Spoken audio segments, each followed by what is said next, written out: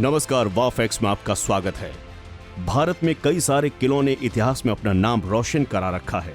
ऐसा ही एक किला है चित्तौड़गढ़ का किला, जो राजपूतों के साहस, शौर्य, वीरता और बलिदान का प्रतीक है। ये किला भारत का सबसे बड़ा किला माना जाता है। चित्तौड़गढ़ भारत के राजस्थान राज्य का एक प्रमुख नगर है, जो बरोच नदी के किनारे पर स्थित है। इस किले को पूरे भारत का गौरव माना जाता है। चित्तौड़गढ़ किले का निर्माण 7वीं शताब्दी में मौर्य शासकों ने किया था। ये किला लगभग 700 एकड़ जमीन पर बना हुआ है। वाव फैक्ट्स के इस वीडियो में हम इस महान किले के बारे में बात करने जा रहे हैं। उम्मीद है आपको ये जानकारी बहुत पसंद आने वाली है। तो चलिए सबसे पहले नजर डालते हैं चित्तौड़गढ़ के इतिहास के बारे में। वैसे तो इस किले का निर्माण किसने और कब करवाया इसकी पूरी जानकारी नहीं है, लेकिन किंवदंतियों के अनुसार इस किले का निर्माण महाभारत काल में आज से 5000 साल पहले हुआ था। वहीं कई सारे इतिहासकारों का मानना है कि 7वीं शताब्दी में मौर्य वंश के शासक चित्रांगन मौर्य ने 692 एकड़ में फैली पहाड़ी पर इस गढ़ का निर्माण किया था। इस विशाल किले को चित्रकूट नामक पहाड़ी पर बनाया गया था। राजस्थान के मेवाड़ में गोहिल राजवंश के संस्थापक बप्पा रावल ने अपनी ताकत और शौर्य से मौर्य साम्राज्य के अंतिम शासक को युद्ध में हराकर चित्तौड़गढ़ पर अपना अधिकार जमा लिया था। इसके बाद सन 1724 में भारत के इस विशाल दुर्ग की स्थापना हुई। चित्तौड़गढ़ अपने आक्रमणों के लिए जाना जाता है। जी हाँ, इस पर कई सारे आक्रमण हुए। उनमें है अलाउद्दीन खिलजी का आक्रमण, जो कि 1303 में हुआ। सन 1303 में अलाउद्दीन खिलजी ने चित्तौड़गढ़ किले पर चारों तरफ से आक्रमण कर दिया था, क्योंकि इस किले के अंदर जाने के लिए 7 दरवाजे पार करने पड़ते थे, जिसे कोई भी भेद कर अंदर नहीं जा सकता था।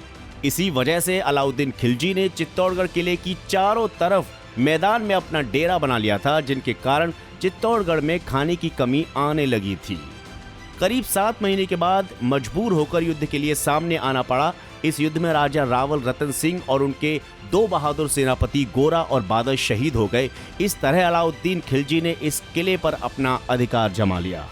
बहादुर शाह का आक्रमण सन 1535। एक बार फिर से इस किले पर आक्रमण हुआ। इस बार गुजरात के राजा बहादुर शाह ने इस किले पर आक्रमण किया और किले के राजा विक्रमाजीत सिंह को हराकर इस किले पर अपना अधिकार स्थापित किया। उसके बाद मुगल बादशाह अकबर का आक्रमण हुआ। बहादुर शाह के आक्रमण से अभी ये किला पूरी तरह से खड़ा भी नहीं हुआ था, और तभी कुछ सालों बाद सन 1567 में मुगल बादशाह अकबर ने चित्तौड़गढ़ किले पर हमला कर दिया। इस दौरान इस गढ़ पर महाराणा प्रताप के पिता महाराणा उदय सिंह का राज था। महाराणा उदय सिंह ने अकबर के सामने युद्ध नहीं किया और वहां से चुपके से निकल गए और उदयपुर शहर की स्थापना की। वहीं दूसरी ओर जयमाल और पत्ता के नेतृत्व में राजपूतों ने बड़े साहस और वीरता से मुगलों से युद्ध किया और शहीद हो गए। इस तरह चित्तौड़गढ़ किला पूरी तरह से मुगलों के हाथ चला गया।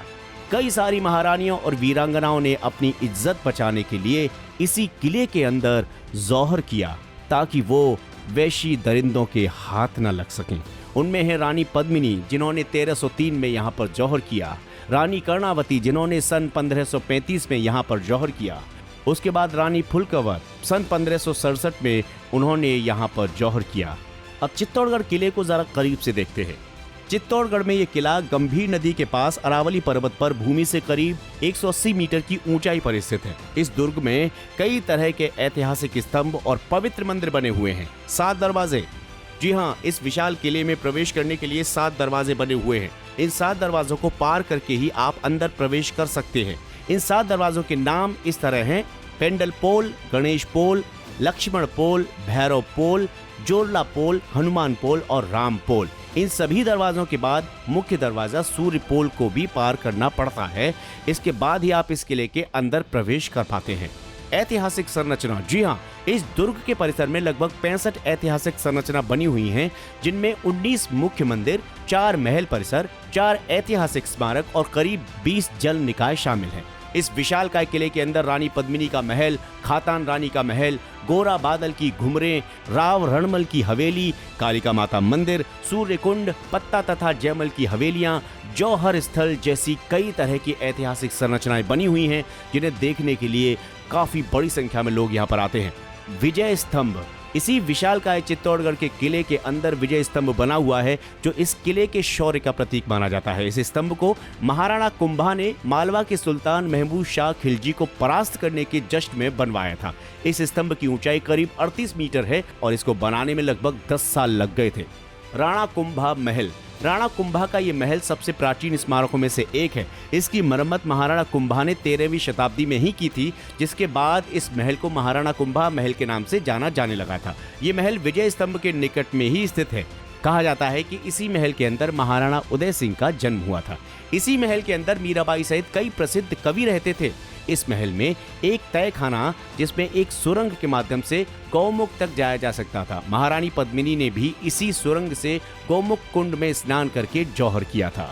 महारानी पद्मिनी महल। चित्तौड़गढ़ किले में मौजूद ये महल बेहद ही आकर्षक है।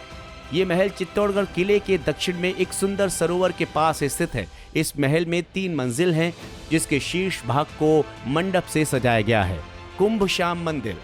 इस मंदिर की स्थापना महाराणा कुंभा ने सन 1449 में की थी। ये मंदिर भगवान विष्णु के 12 अवतार का मंदिर है। इसी कुंभश्याम के मंदिर के प्रांगण में ही मीराबाई का मंदिर है। कुछ इतिहासकारों के अनुसार पहले यही मंदिर कुंभश्याम मंदिर हुआ करता था, लेकिन मुस्लिम आक्रमण से मूर्ति खंडित हो जाने के कारण नया कुंभश्याम मंदिर बनाया गया। इस नए मंदिर को ही मीराबाई का मंदिर माना जाने लगा। महासती जौहर स्थान। जी हां, महाराणा कुंभा के कीर्ति स्तंभ के मध्य में एक विस्तृत मैदानी इलाका है, जो चारों तरफ से दीवारों से घिरा हुआ है। इसके अंदर प्रवेश करने के लिए उत्तर और पूर्व से 2 द्वार बने हुए हैं। इसी द्वार को महासती द्वार कहा जाता है। इस द्वार और कोट को महाराणा रावल समर सिंह ने बनवाया था। इसी जगह पर बहादुर शाह के आक्रमण के वक्त महारानी कर्णावती ने 13,000 स्त्रियों के साथ अपने सतीत्व की रक्षा के लिए जौहर यानी कि अग्निदाह किया था। इसी स्थान को महासती जौहर स्थान कहा जाता है। तो जाना आपने ये चित्तौड़गढ़ का किला अपने अंदर कितनी कहानियों को समेटे हुए है।